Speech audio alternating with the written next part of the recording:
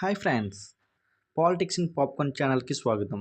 YS Jagan గారు చంద్రబాబు నాయుడు గారిపై తీవ్ర ఆరోపణలు చేశారు. వాటి గురించి తెలుసుకుందాం. ముందుగా కొన్ని హెడ్లైన్స్ చదువుకుందాం. పార్లమెంటు సమావేశాలు ఆరంభం కానున్న తరుణంలో వైఎస్ఆర్సీపీ ఎంపీలకు వైఎస్ జగన్ దిశానిర్దేశం చేశారు.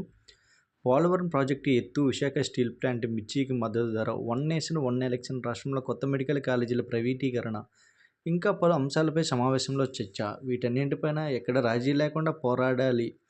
డీలిమిటేషన్ పైన ఎంపీ సమావేశంలో ప్రస్తావన. నియోజకవర్గాల పునర్విభజనపై స్పష్టత కావాలి. ఆ మేరకు కేంద్రం స్పందించేలా చొరవ చూపాలి. ఈ విషయాల గురించి ఇప్పుడు డిస్కషన్ చేసుకుందాం.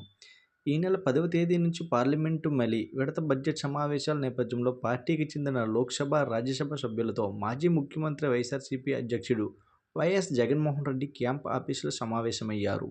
ఉభయ సమావేశాల్లో అనుసరించిన వ్యూహం, ప్రస్తావించిన అంశాలపై పార్టీ ఎంపీలకు వైఎస్ జగన్ దిశానిర్దేశం చేశారు. రాష్ట్ర ప్రయోజనాల విషయంలో ఎక్కడా రాజీ పడొద్దని, రాష్ట్ర సమస్యలపై పార్లమెంటు ఉభయ సభల్లో పార్టీ ఎంపీలు గట్టిగా గళం వినిపించాలని సమావేశంలో వైఎస్ జగన్ ఆదేశించారు. టీడీపీ ఎంపీలు ఉన్నా నిమ్మకు నీరెత్తినట్లు ఉంటున్నారని జగన్ గారు చెప్పారు. రాష్ట్ర ప్రయోజనాలు కాపాడడం కోసం పార్లమెంటు ఉభయ సభల్లో లేవనెత్తాల్సిన అంశాలపై ఈ సందర్భంగా సమావేశంలో చర్చ జరిగింది. రాష్ట్రానికి జీవనాడి పోలవరం ప్రాజెక్టు కాగా, ఆ ప్రాజెక్టు నిర్మాణంలో ఎత్తు ఎంతో కీలకమైన అని వైఎస్ జగన్ స్పష్టం చేశారు. అలాంటి ప్రాజెక్టు ఎత్తు తగ్గింపు ఉన్నది రాష్ట్ర ప్రయోజనాలకు విఘాతం అని కేంద్ర కేబినెట్లో ఇద్దరు టీడీపీ మంత్రులు ఉన్నా రాష్ట్ర ప్రయోజనాలు కాపాడడం కోసం పార్లమెంటు ఉభయ సభలు లేవనెత్తిన అంశాలపై సమావేశంలో చర్చ జరిగింది. కాగా రాష్ట్రానికి అన్యాయం జరుగుతున్న రాష్ట్ర ప్రయోజనాల విషయంలో టీడీపీ ఎంపీలు నిమ్మకు నీరెత్తినట్లు వ్యవహరిస్తున్నారని సమావేశంలో వైఎస్ఆర్సీపీ ఎంపీలు ప్రస్తావించారు. ఈ విషయంలో రాజకీయాలకు అతీతంగా ముందుకు వెళ్లేందుకు తాము వెనకాడడం లేదని, టీడీపీ ఎంపీలతో కలిపి ప్రధాని సహా కేంద్రం సంబంధించిన మంత్రులను కలవాలని కూడా ప్రతిపాదించామని, కానీ టీడీపీ ఎంపీలు ముందుకు రాలేదని వైఎస్ఆర్సీపీ ఎంపీలు వెల్లడించారు.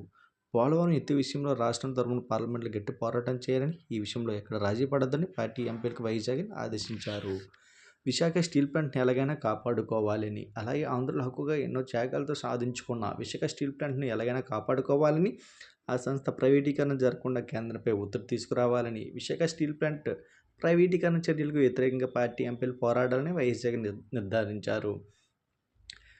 నియోజకవర్గాల పునర్విభజనపై రకరకాలుగా చర్చలు జరుగుతోందని, దీనివల్ల ఉత్తరాదిలో పెరిగినట్లుగా దక్షిణాది సీట్లు పెరగడం ప్రచారం సాగుతోందని సమావేశంలో ఎంపీలు వెల్లడించారు.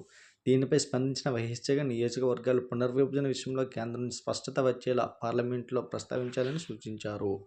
బ్యాలెట్ విధానంలో ఎన్నికల కోసం డిమాండ్ చేయండి. వన్ నేషన్ వన్ ఎలక్షన్పై ఈ సమావేశంలో చర్చగా వచ్చే అవకాశం ఉంది గుర్తు చేసిన ఎంపీలు, ఒకేసారి కేంద్రం, రాష్ట్రంలో జరిగే ఎన్నికలు పెద్దగా ప్రభావం చూపకపోవచ్చని అభిప్రాయం వ్యక్తం చేశారు.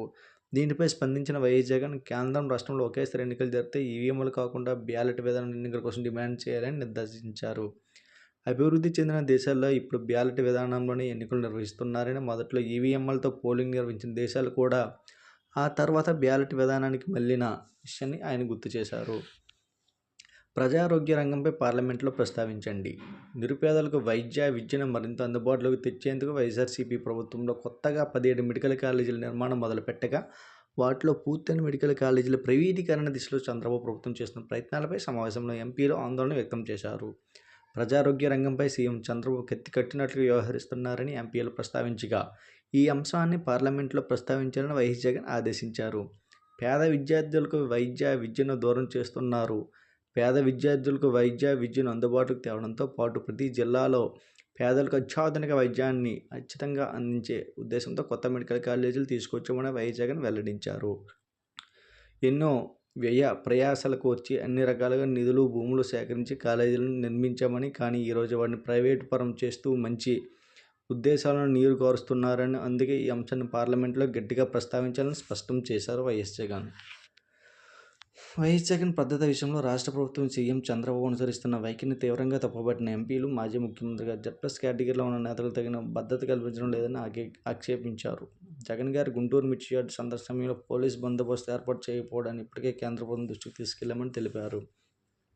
ఈ విషయాన్ని అంత తేలిగ్గా విడిచిపెట్టబోమన్నారు వారు. ప్రజానాయకుడిగా ఉన్న జగన్ ప్రజల్లోకి వెళ్లకుండా నిరోధించడానికి, ఆయనకు భద్రతా సమస్యలు సృష్టించడానికి ఇలాంటి చర్యలకు దిగుతున్నారని దుయ్యబట్టారు. అందుకే ఈ విషయాన్ని కూడా పార్లమెంట్లో గట్టిగా లేవనెత్తామని వైఎస్ఆర్సీపీ ఎంపీలు వెల్లడించారు. వైఎస్ఆర్ కాంగ్రెస్ పార్లమెంటరీ పార్టీ నేత వైవి సుబ్బారెడ్డి, వైఎస్ఆర్సీపీ లోక్సభ పక్షనేత పెద్దిరెడ్డి మిథున్ రెడ్డి, రాజ్యసభలో వైఎస్ఆర్సీపీ నాయకుడు పిల్లి చంద్రబాబు బోస్తో పాటు ఎంపీలు కొల్లా బాబురావు, ఆళ్ల అయోధ్య రామిరెడ్డి, ఎం గురుమూర్తి, రఘునాథ్ రెడ్డి, ఇంకా party state coordinator Sajjala Ramarao ఈ సమావేశంలో పాల్గొన్నారు. ఈ విషయంలో మీకు ఎంత అవగాహన ఉందో మన ఛానల్లో కామెంట్ చేయండి. వీలైతే షేర్ చేయండి, సబ్స్క్రైబ్ చేయండి our channel politics and popcorn. Thank you.